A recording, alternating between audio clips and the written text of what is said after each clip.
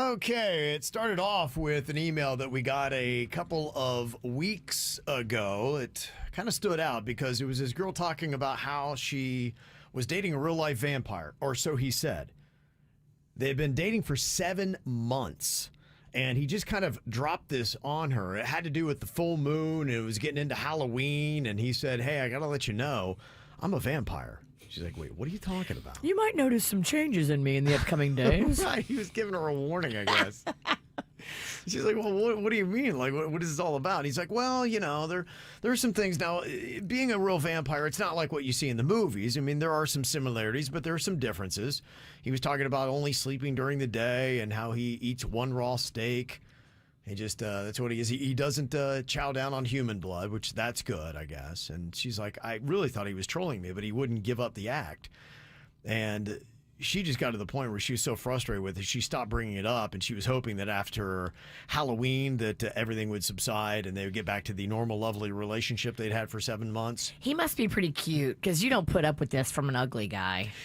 Well, that's what she had said. She had said he was very good looking. Yeah. So, yeah. He's a little out of her league, so she knows he's hot, and she's like, all right.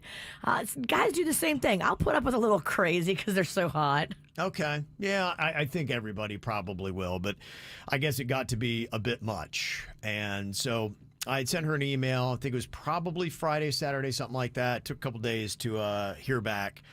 Got something now yesterday, and she apologized for taking a couple days. But basically, the headline is she's single. They broke up. Imagine that. Her and the vamp didn't work out. Yeah. I can't believe it. Yeah. What happened? They didn't even make it through Halloween, apparently. She said, my friend was having a party that Saturday. That must have Before been- Halloween. Yeah, okay. So what day was Halloween again? Thursday. Okay. So this must have been the Saturday before the Halloween then. That's when most of the parties are before. That would have been like the 26th. Okay. She said things have been okay. We hadn't really talked about him being a vampire. The elephant in the room much?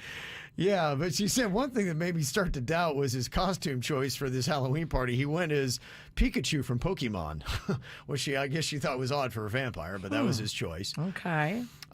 She said when we get to the party, old Pikachu starts getting a little loose and is doing some shots. 2 hours into the party, he disappears.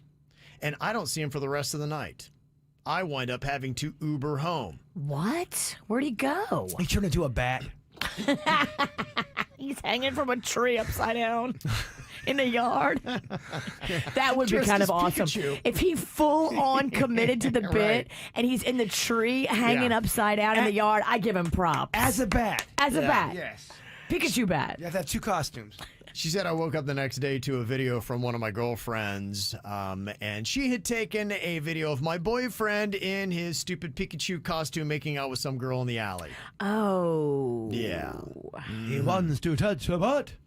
Yeah, so that's, I guess, where he went off to. She said I then texted to my boyfriend, and he tried to say it wasn't him. It was somebody else dressed as Pikachu. I guess it's possible. Yeah, I don't know. This whole thing's starting to get... Yeah. It's too much, man. It's too much. She said he then brings up the whole vampire thing and says he had to go leave to feed. She said in that moment, I just got irate. It became very clear that this guy was a narcissist and a habitual liar. And I said, I can't do this. So sadly, I don't have conclusive proof that he is not a vampire. But if he is, I think he needs to date one of his own. And I realize that I will never again date a real life vampire or somebody who thinks that they are. So. But she's still keeping the door open for someone who says they're a werewolf. Yeah, maybe. Yeah, I can't write them off. So, yeah. So anyway, it didn't. It kind of fell apart. Imagine that the vampire wasn't real. Look, you're better off without all that. That's a lot. Yeah. I would like to know exactly what he thought he was doing in his own mind, though. I think you really might believe it. No, I think he's undateable. he was trying to break up with her, and he was kind of just playing around, see if she'd stick around, which she did. Yeah. Well, And, maybe the fact he's making out with another girl at a party he took her to might be part of the reason. Oh, he's been throwing it around the whole time, hiding behind the cape. Yeah, probably. Another type of makeup or breakup here. I want to know if this relationship is over. What about when somebody is telling their ex that they love him? Is that a reason to break up? Now, this is a situation here where she's got an ex. They co-parent a daughter together, but they'll be on the phone. And when they're done talking, she'll always say, I love you. And they say, I love you back and forth. That's weird. It is. Mm-hmm. Okay. What if you and your ex would say "I love you" at the end of a phone call? You think Panda wouldn't be down with that? Dude, that's weird. It's very weird. It says when I asked her why she does that, she explained that she wasn't in love with him, but she did, of course, love him as a human. I mean, they've created one together. She reassured me that she has no romantic feelings for her ex and that I should not be insecure. I'm sorry, but I kind of think it's weird. It's is weird. And if she respected you, she wouldn't do that in front of you.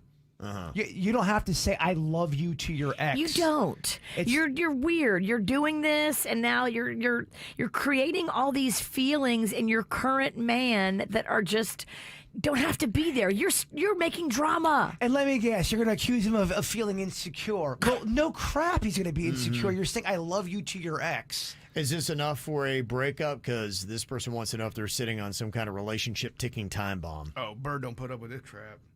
You're Ross out? Pennington, I've heard enough. I'm out. What about you, Virginia? I would probably be out as well because I don't have time for this. I don't know what games you guys are playing. I don't know what this relationship is about, but I require transparency. And you guys apparently have something that feels weird to me. I trust my gut. Peace. And why do you have to say "I love you" to You your don't. even if you okay for craps and giggles, let's say you guys really do love each other. Out of respect for your boyfriend or your mate, you don't say it in front of them. Exactly. Because for most people, it's weird, man. Exactly. What would you say if she, for instance, just had a good male friend that she would routinely say "I love you" to? Do you have an issue with that?